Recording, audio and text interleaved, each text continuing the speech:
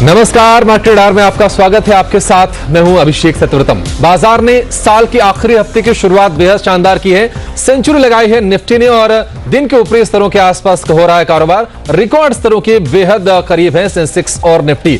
सवाल यह है कि क्या बाजार में जो मोमेंटम है वो आगे भी कंटिन्यू होगा या फिर ऊपरी स्तरों पर थोड़ा सा आपको सतर्क होना चाहिए, थोड़ी सी प्रॉफिट बुकिंग करते रहने चाहिए। इसके अलावा शेयरों में कहां पर मौके बनेंगे ये भी जानेंगे अपने एक्सपर्ट से। साथ ही आखिरी के 2 घंटे में उन शेयरों का भी लेंगे जायजा जहां पर जबरदस्त सेक्शन बन रहा है और उनके लिए आपके लिए ट्रेड भी हम जानेंगे अपने एक्सपर्ट से। चलिए शुरुआत कर लेते हैं बाजार की 5 बड़ी बातों के साथ। तो रिकॉर्ड ऊंचाई पर बाजार है और निफ्टी आप देखिए 13,869 का हाई बना और बिल्कुल उसके पास टिका है। यह है बाजार में आज की जो खूबसूरती है। और सेंसेक्स ने 47,360 की जो रिकॉर्ड ऊंचाई बनाई है उसके आसपास सेंसेक्स भी टिकने की कोशिश कर रहा है, इनफैक्ट टिका हुआ है मजबूती से। निफ्टी बैंक में करीब 425 अंकों की मजबूती, यानी कि सेंसेक्स, निफ्टी या फिर निफ्टी बैंक तीनों इंडेक्स आज जबरदस्त तेजी दिखा रहे हैं। और बाजार में आज रियल एस्टेट, सरकारी बैंक, मेटल, ये तीनों पैक जो हैं 2 से 3% ये चढ़े हुए हैं और एकमात्र इंडेक्स है फार्मा जहां पर सुस्ती के साथ कारोबार हो रहा है। लेकिन विदेशी बाजार आप देखेंगे तो वहां से भी अच्छे संकेत हैं। डाउ फ्यूचर्स करीब 150 अंकों की मजबूती के साथ 30,275 के आसपास कर रहा है ट्रेड। तो बाजार में आपकी स्ट्रेटजी आज क्या होनी चाहिए आखिरी के 2 घंटे में खास तौर पर, और एक्शन वाले जो शेयर हैं उन पर आखिरी के 2 घंटे के लिए आपकी रणनीति क्या होनी चाहिए बताने के लिए हमारे साथ जुड़ गए हैं एलकेपी सिक्योरिटीज के रोहित सिंह। रोहित, बहुत शुक्रिया आपका समय देने के लिए। सबसे पहले आपसे ये समझना चाहेंगे कि सेंसेक्स और निफ्टी देखिए दोनों ने आज फिर से नया रिकॉर्ड बनाया है और खूबसूरती यह है कि जिस लेवल पर हमने शुरुआत की बाजार की उसको हम सस्टेन कर रहे हैं, वहां पर टिके हुए हैं। 13,850 के ऊपर है निफ्टी। ये बताइए कि यहां से क्या ट्रेड सेटअप होना चाहिए और आखिरी के 2 घंटे के लिए आप चाल कैसी देख रहे हैं? गुड आफ्टरनून अभिषेक। देखिए चार्ट सेटअप काफी क्लियर है। फ्रेश ब्रेकआउट हम लोग को देखने को मिला है निफ्टी के अंदर, एक रेंज से बाहर निकला है निफ्टी और 13,800 काफी अहम रेजिस्टेंस था जो अब सपोर्ट का काम करेगा। तो डायरेक्शन काफी क्लियर है अभिषेक। मुझे लग रहा है कि कोई भी डिप आती है करंट लेवल्स पर आपको लॉन्ग करने के मौके ढूंढने चाहिए। आपका जो स्टॉप लॉस रहेगा इमीडिएट बेसिस पे अगर आप इंट्राडे के लिए ट्रेड लेते हैं तो आप 13,800 के नीचे आप स्टॉप लॉस लगा ले और ऊपर की तरफ मुझे लग रहा है कि 14,000 तक का एक बार जो है स्पेस अभी खुल चुका है। तो मुझे लग रहा है कि 150-200 पॉइंट का अभी भी से जगह बाकी है निफ्टी के अंदर। तो बिल्कुल लॉन्ग के मौके ढूंढिए, शॉर्ट्स कंप्लीटली अवॉइड करेंगे। 13,800 काफी अच्छा बेस का काम करेगा अभी। तो 13,800 के नीचे आप स्टॉप लॉस लगा ले लॉन्ग एग्जिस्टिंग पोजीशन को, और अगर किसी को फ्रेश लॉन्ग्स करने हैं उनके लिए भी 13,800 के नीचे स्टॉप लॉस, ऊपर की तरफ 14,000 का टारगेट। निफ्टी बैंक की अगर मैं बात करूं अभिषेक, तो निफ्टी बैंक के अंदर जो हर्डल है, स्ट्रॉन्ग हर्डल में जिसको बोलूंगा, वो है 31,000 तक। तो जो यहां से जो करंट मोमेंटम जो एक्सटेंड हो सकता है वो 31,000 तक आपको एक्सटेंड होते हुए दिखेगा और 31,000 के ऊपर जब निकलेगा तो इसके हम लोग फ्रेश ब्रेकआउट देखेंगे और फिर हम लोग वहां से 32,000 33,000 की बात करेंगे। बट इमीडिएट बेसिस पे 31,000 काफी स्ट्रॉन्ग हर्डल है। उसके ऊपर निकलता है अग्रेसिव लॉन्ग्स करने की वापस सलाह रहेगी आपको। 200-250 पॉइंट का स्टॉप लॉस लगाएंगे और बड़े टारगेट्स रहेंगे। तो एग्जिस्टिंग लॉन्ग्स को निफ्टी बैंक के अंदर भी होल्ड करने की सलाह रहेगी। इमीडिएट बेसिस पे आपका टारगेट 31,000, उसके ऊपर ब्रेकआउट आएगा, फिर हम लोग वापस फ्रेश रिव्यू करेंगे। तो दोनों इंडेक्स के अंदर आपका जो है मोमेंटम पॉजिटिव है अभिषेक।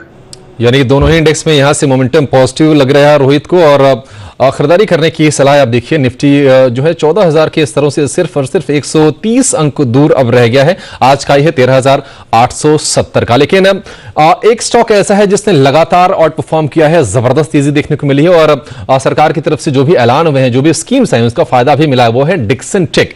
आज भी 5% की जोरदार तेजी है। इसके पीछे वजह क्या है बताने के लिए हमारे साथ जुड़ गए हमारे सहयोगी आशीष चतुर्वेदी। आशीष, बताइए डिक्सन टेक आप देखिए 3,000 से लेके ये स्टॉक ये 12,000 रुपए तक का हुआ है। आज क्या ट्रिगर बन रहा है इसके लिए? देखिए बड़ी खबर आती हुई दिखी है डिक्सन टेक के लिए कि कंपनी ने जो है मोटोरोला के साथ स्मार्टफोन उत्पादन के लिए करार किया है। इनकी जो नोएडा में सब्सिडरी है जिससे पीएलआई स्कीम का भी फायदा मिला हुआ है, वहां से इस स्मार्टफोन ब्रांड की उत्पादन की जाएगी। और मैं बता दूं कि मोटोरोला का अगर आप प्रदर्शन देखेंगे तो ठीक ठाक ही रहा है कि भारत में साइज बहुत बड़ा है, इसलिए 2% का मार्केट शेयर भी काफी ज्यादा सिग्निफिकेंट होता है और एक समय का पॉपुलर ब्रांड भी रहा है मोटोरोला, तो जिसका एक असर देखने को मिला। लेकिन देखिए बाजार सबसे ज्यादा जो उत्साहित है वो इसकी पीएलआई स्कीम को लेकर है, क्योंकि लगातार हम देख रहे हैं कि सरकार जो है फोकस कर रही है कि आत्मनिर्भर भारत के तहत भारत में जो उत्पादन है उसमें बढ़िया बढ़त देखने को मिले। और इनफैक्ट सिर्फ जो घरेलू क्षमता है इसे पूरा करने के लिए नहीं, इनफैक्ट यहां से जो फिलहाल एक्सपोर्ट्स है स्मार्टफोन के उन्हें अगले 5 साल में 6 गुना बढ़ाने का लक्ष्य है और इसका एक प्राइम बेनिफिशियरी जो है डिक्सन टेक नजर आएगा, क्योंकि ऑलरेडी हमने देखा है कि कंपनी ने Xiaomi, सैमसंग जैसे बड़े ब्रांड्स के साथ भी इन्होंने काम किया हुआ है। अब कहीं ना कहीं जो नए ब्रांड्स एडिशन हो रहे हैं ये एक बड़ा ट्रिगर होगा, क्योंकि लिस्टेड स्पेस में एकमात्र ऐसी कंपनी है जो कि मोबाइल मैन्युफैक्चरिंग करती है और इसका ही असर देखने को मिलेगा। पिछले क्वार्टर में हमने कंपनी के मैनेजमेंट से कॉर्पोरेट रडार में बात की, तब मैनेजमेंट भी काफी ज्यादा पॉजिटिव नजर आ रहे थे पूरे ग्रोथ को लेकर, और पीएलआई स्कीम पर उन्हें कहना है कि Q4 FY20 से अगर आप देखें तो इसका उत्पादन शुरू हो जाएगा और अगले 3 साल में अगर आप देखें तो फिलहाल इनकी जो मेजॉरिटी आय है वो टीवी बनाने से आती है और अगले 3 साल में मान रहे कि यहां से इतनी बढ़िया ग्रोथ देखने को मिलेगी कि मोबाइल मैन्युफैक्चरिंग जो है इनका सबसे ज्यादा हाईएस्ट कंट्रीब्यूटिंग वर्टिकल बनता हुआ नजर आएगा। और इनकी जो आय है अभी फिलहाल करीब 4000 करोड़ के आसपास की जो आय है ये करते हैं, ये अगले 5 साल में 25,000 से 30,000 करोड़ हो जाएगी। यानी ग्रोथ को लेकर अगर आप देखें तो मैनेजमेंट बहुत ज्यादा ऑप्टिमिस्टिक है, सरकार का पूरा सपोर्ट मिल रहा है और लगातार कंपनी जो है नए ब्रांड्स के साथ कोलैबोरेशन कर रही है। शुक्रिया आशीष इस जानकारी के लिए। तो नए ब्रांड्स के साथ कोलैबोरेशन कर रही है और दिग्गज ब्रांड्स को अपने साथ ही जोड़ रही है। लेनोवो का ब्रांड है अब मोटोरोला और उसके साथ करार किया है कंपनी ने, और नोएडा प्लांट से मोबाइल की मैन्युफैक्चरिंग करेगी कंपनी, उसके लिए करार किया गया है। लेकिन इस स्पेस पे बाजार के जो बड़े दिग्गज हैं वो भी बुलिश हो रहे हैं। मार्केट आउटलुक 2021 में आज हमने हेलियस कैपिटल के समीर अरोड़ा से बातचीत की। उन्होंने कहा कि पीएलआई स्कीम का फायदा पाने वाली इलेक्ट्रॉनिक्स कंपनियां भी उन्हें पसंद है और इन कंपनियों में आगे भी तेजी जारी रहेगी। आइए सुनते हैं।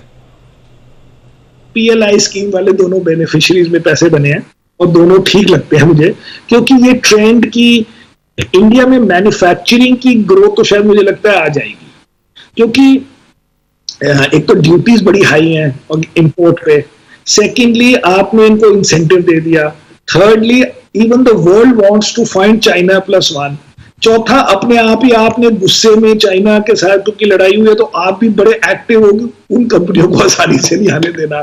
तो वो जो ट्रेंड कन्वर्ज हुआ, वो हमारे पास लिस्टेड कंपनियां तो 2 ही हैं अभी तक क्लियर, जो दोनों इलेक्ट्रॉनिक्स में है। तो अब उसमें क्या ओवर एनालिसिस करनी है, और कंपनियां भी ठीक है और छोटी छोटी है, मतलब रिलेटिवली तो सालों साल चल सकती है उनकी स्टोरी, और इस साल चल गई। तो समीर अरोड़ा ने नाम तो मेंशन नहीं किया, लेकिन जाहिर तौर पर जो दोनों जो लिस्टेड कंपनियां वो हैं अंबर एंटरप्राइजेज और डिक्सन टेक, इनको एक बड़ा फायदा होता हुआ दिखेगा। और खास तौर पर इसका मेंशन किया उन्होंने कि पीएलआई के जो बेनिफिशियरीज हैं उनको आगे फायदा होने वाला है। आप इन दोनों के चार्ट रोहित आप तैयार रखिए और इन पर आपसे राय लेना चाहूंगा। आप देखिए डिक्सन टेक 3000 रुपए के भाव से चलना शुरू किया, आज ये 13,000 के ऊपर ये शेयर पहुंच गया है। अंबर एंटरप्राइजेज वो भी करीब करीब अपने भाव से तकरीबन ये 3 गुना के आसपास हो गया था। ये बताइए कि डिक्सन टेक में आज तेजी तो है और भयंकर चला है स्टॉक, ये इन दोनों में से अगर किसी एक को चुनना है तो क्या आपको लगता है कि अभी अंबर एंटरप्राइजेज में अभी स्टीम ज्यादा बाकी है डिक्सन टेक के मुकाबले? अभिषेक देखिए, अगर मैं दोनों ही चार्ट्स को अगर स्टडी करूं और दोनों चार्ट में से अगर मुझे एक रिकमेंडेशन देना तो थोड़ा मुश्किल रहेगा, बिकॉज दोनों के चार्ट काफी बेहतरीन है। बट जो कि डिक्सन की अगर मैं बात करूं, एक काफी clear cut up trending stock रहा है और एक प्रॉपर प्रॉफिट बुकिंग के बाद में एक स्ट्रॉन्ग मूव हम लोग को आज के सेशन के अंदर देखने को मिला और काफी बेहतरीन सपोर्ट, जो 12,900 का एक 12,900 12,800 काफी बेहतरीन सपोर्ट है, वहां से हम लोग को एक पुल बैक देखने को मिला है डिक्सन टेक्नोलॉजी के अंदर। मुझे लग रहा है कि यहाँ से एक जो है जो पुल बैक है एक्सटेंड हो सकता है ऊपर की तरफ 13,900 जो इसके इमीडिएट स्विंग हाइस थे वहां तक। मुझे लग रहा है कि इमीडिएट बेसिस पे जो है डिक्सन टेक के अंदर हम लोग मूव देख सकते हैं और उसके ऊपर भी निकल सकता है। But fresh targets as of now मुझे लग रहा है कि 13,900 के रहेंगे, उसके ऊपर अगर निकलता है स्टॉक तो काफी बड़े टारगेट्स हम लोग को देखने को मिलेंगे। तो डिक्सन टेक काफी एक स्ट्रॉन्ग टेक्निकल पैटर्न है, इसके अंदर बिल्कुल बाय करने की सलाह रहेगी। और अंबर एंटरप्राइज यहाँ पर भी मुझे लग रहा है कि काफी अच्छा बेस ऑलरेडी फॉर्म हो चुका है, बिल्कुल यहाँ पर भी खरीदारी करके चलिए। 2300 का काफी अच्छा बेस है, मुझे लग रहा है कि ये स्टॉक अगर करंट लेवल से होल्ड कर जाता है तो मुझे लग रहा है कि 2500 रुपए तक आपको एक बड़ा मूव देखने को मिल सकता है। तो डिक्सन और अंबर दोनों ही पॉजिटिव मोमेंटम है अभिषेक। ठीक है, तो दोनों में से चुनना मुश्किल है, लेकिन दोनों ही कंपनियां यहां से और अच्छा करेंगी। और आप देखिए इसके जो टारगेट्स जो इमीडिएटली हैं वो हैं 13,900 रुपए के डिक्सन टेक पे। लेकिन एक और स्टॉक है जो जबरदस्त तेजी दिखा रहा है, स्पेशली 4 दिनों से तो उसमें आग लगी हुई, वो है first source solutions. RP Sanjeev Goenka group की कंपनी है और तकरीबन 48% की तेजी इसमें आ चुकी है पिछले 4 दिनों में। उसके पीछे ट्रिगर्स क्या है ये भी हम जानेंगे आशीष से। आशीष बताइए फर्स्ट सोर्स में क्या वजह है इतनी बड़ी तेजी की? बिल्कुल अभिषेक से कहा आपने, पिछले 4 दिन से अगर आप देखें तो स्टॉक में लगातार नए हाइस बन रहे हैं और लगभग 50% की अपसाइड स्टॉक में देखने को मिल रही है। आज भी काफी शानदार मूव देखने को मिला है। दरअसल अगर आप देखें तो बाजार इनके कारोबार को लेकर काफी ज्यादा उत्साहित नजर आ रहा है। इन्होंने हाल ही में एक यूएस की कंपनी का अधिग्रहण किया। इनका नाम है पेशेंट मैटर्स, जो कि करीब अगर आप देखें तो हेल्थ केयर सेगमेंट में काम करती है और रेवेन्यू मैनेजमेंट सॉफ्टवेयर बनाती है। तो उसको लेकर अगर आप देखें तो यहाँ पर यूएस में जो कंपनी की पकड़ है ऑलरेडी काफी ज्यादा है। यूएस से प्रमुख आय आती है फर्स्टसोर्स सॉल्यूशंस की, और इस अधिग्रहण के बाद ऐसा माना जा रहा है कि यूएस के इन एंड अराउंड जो स्टेट्स हैं वहां पर कंपनी की पकड़ और भी बढ़िया मजबूत होती हुई नजर आएगी। हेल्थ केयर सेगमेंट अगर आप फिलहाल देखें तो करीब 45% फर्स्टसोर्स सॉल्यूशंस की जो रेवेन्यू है इसमें कॉन्ट्रीब्यूशन देता है। इसके अलावा अगर आप देखें तो कुछ खास डेवलपमेंट भी है जिसको लेकर बाजार पॉजिटिव नजर आ रहा है। सबसे पहले की जो नए सीईओ की नियुक्ति हुई है, जो कि पहले कॉग्निजेंट पे काम करते थे, मिस्टर विपुल खन्ना। इसके बाद भी ऐसा माना जा रहा है कि अब इनकी नियुक्ति के बाद जो है अब ग्रोथ के ढेर सारे अवसर देखने को मिलेंगे और साथ ही साथ आगे जाकर जो मार्जिन एक्सपेंशन है इसका भी बाजार कहीं ना कहीं अनुमान लगाया जा रहा है। और अगले 2 साल में मार्जिन जो है ऐसा माना जा रहा है कि करीब 1.5 से लेकर 2% बढ़ेंगे, जिसके चलते हमने देखा कि स्टॉक में बड़ी अपसाइड देखने को मिली। ठीक है, तो पोटेंशियल एक्विजिशन किया है कंपनी ने, उसका बेनिफिट इसको लगातार मिल रहा है। और शुक्रिया आशीष। रोहित, आपसे एक क्विक चेक, फर्स्टसोर्स अभी भी खरीदे? नहीं अभिषेक, आई थिंक देखिए काफी बड़ा मूव ऑलरेडी हम लोग देख चुके हैं स्टॉक के अंदर। नो डाउट मंथली चार्ट पर काफी क्लीन ब्रेकआउट है, बट मुझे लग रहा है कि डिप ज्यादा बेहतर रहेगी। कोई भी डिप आता है 9500 के करीब करीब, वहां पर आप ऐड ऑन करने के बारे में सोचिए। यहाँ पर मुझे लग रहा है कि थोड़ा हम लोग एक्स्ट्राऑर्डिनरी रैली को कैचअप करेंगे। डिप में बाय कीजिए अभिषेक। मुझे ठीक है, थोड़ी गिरावट है, कंपनी को लेकर कोई दिक्कत नहीं है, लेकिन ऑलरेडी काफी ज्यादा इसमें स्टीम आ चुकी है। थोड़ा सा गिरावट यहां पर आ जाए तो आपके लिए बेहतर भाव मिल जाएंगे एंटर करने के लिए। लेकिन 31 दिसंबर को सीपीएसई की रीबैलेंसिंग में क्या बदलाव हो सकते हैं, ये पूरी डिटेल जानेंगे अपने सहयोगी वरुण दुबे से एक छोटे से ब्रेक के बाद।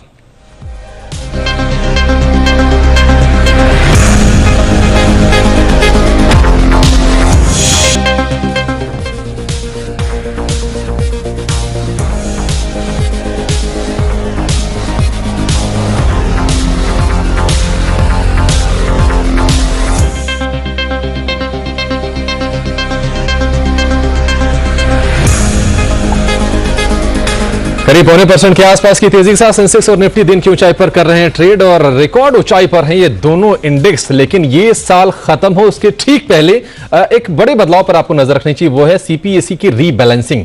31 दिसंबर की क्लोजिंग से ये बदलाव लागू होंगे, लेकिन बदलाव क्या होंगे और किन स्टॉक्स पर आपको नजर रखने की जरूरत है, बताने के लिए हमारे साथ जुड़ गए हमारे सहयोगी वरुण दुबे।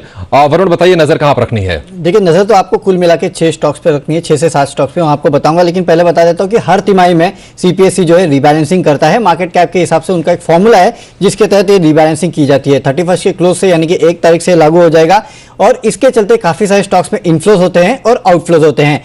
जिन काउंटर्स के वेटेज बदले जाने वाले हैं और उनमें इनफ्लोज आ सकते हैं उसके बारे में बताता हूं। इसमें सबसे ज्यादा इनफ्लोज जो है एनएमडीसी में आ सकते हैं, करीब $23 मिलियन के आसपास।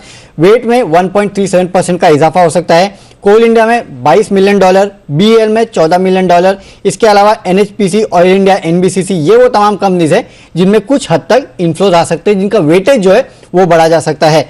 जिन कंपनियों का वेटेज घटेगा और इसके चलते यहाँ पे आउटफ्लोज होंगे, उसमें पावर ग्रिड सबसे आगे है, जहां पे वेट जो है उसमें करीब 3% के आसपास की कमी आएगी और जो आउटफ्लोज है $48 मिलियन के आसपास हो सकते हैं।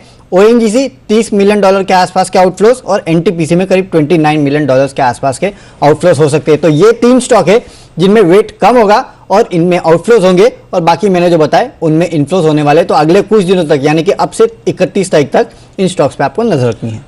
ठीक है, तो कुल 12 कंपनियां हैं, ये सरकारी कंपनियां, इन पर आप नजर रखिए। इनमें वेटेज और बढ़ने और घटने के चलते शायद इनके प्राइसेस में, इनके मोमेंटम में कुछ बदलाव है, उस पर आपको करीब से नजर रखनी चाहिए। इसकी पूरी डिटेल वरुण ने आपको दे दी है। लेकिन जाते तो रोहित, ये बताइए कि आज का जो बचा हुआ सत्र है, आपको क्या लगता है कि कौन सा स्टॉक यहां से चलने वाला है? और अभिषेक, स्टॉक की अगर बात करूं तो मुझे लग रहा है कि आईसीआईसीआई लोम्बार्ड काफी नीट और क्लीन ब्रेकआउट हम लोग को देखने को मिला है। बुलिश फ्लैग ब्रेकआउट हम लोग जिसको बोलते हैं डेली चार्ट्स पर देखने को मिला है आईसीआईसीआई जीआई के अंदर। तो आईसीआईसीआई लोम्बार्ड के अंदर बिल्कुल खरीदारी करने की सलाह रहेगी। मुझे लग रहा है कि यहाँ से 1550 1600 तक के भी टारगेट आपको जल्दी ही देखने को मिलेंगे और आपका जो स्टॉप लॉस रहेगा 1450 का रहेगा। करंट लेवल 1500 है, तो मुझे लग रहा है कि ₹100 का अपसाइड यहाँ से आपको देखने को मिल सकता है। आईसीआईसीआई जीआई के अंदर आपको खरीदारी करने की सलाह रहेगी। और सेकंड जो मेरा पिक रहेगा वो रहेगा टीसीएस।